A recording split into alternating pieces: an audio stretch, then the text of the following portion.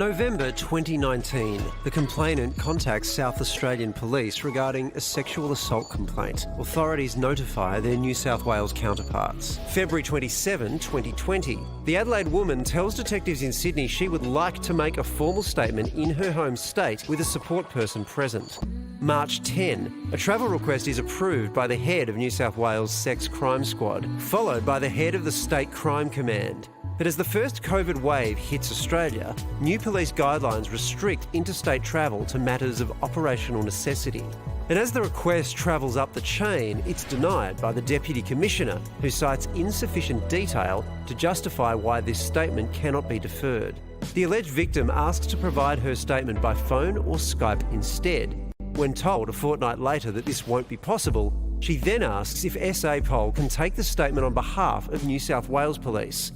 That process is set in motion, but when New South Wales detectives follow up a further fortnight later, the complainant reportedly tells them she's happy to wait and to reassess in 4 weeks.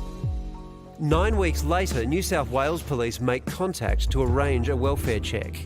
The following day, the Adelaide woman tells police that she no longer feels able to proceed with the complaint. On June 24, the complainant takes her own life. Well, having met her in 1988, Jeremy Samuel remained a close friend of the woman that accused Christian Porter over the next 3 decades. We've chosen not to name her. Christian Porter denies the allegations, and Jeremy joins us now. Jeremy, did you know detectives had been prevented from flying over to interview your friend?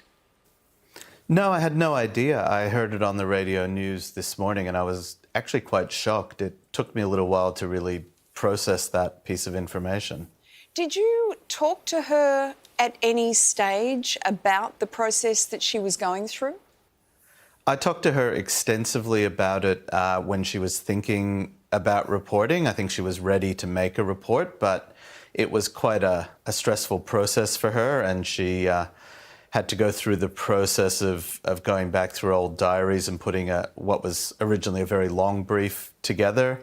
She actually said that the people she spoke to at New South Wales Police were terrific, that she felt very heard, that they were extremely supportive, that they acknowledged how hard it was for her to come forward with an allegation of this nature, especially against somebody that high profile. But she certainly felt a sense of frustration and stress that she'd come so far, and then she was being thwarted, what she thought was by the virus. But I don't think she had any idea, and nobody else seemed to have any idea that she'd in fact been thwarted by very senior brass in New South Wales Police. So, Jeremy, there could be a simple explanation that police in New South Wales were stymied by the pandemic and simply couldn't get to South Australia.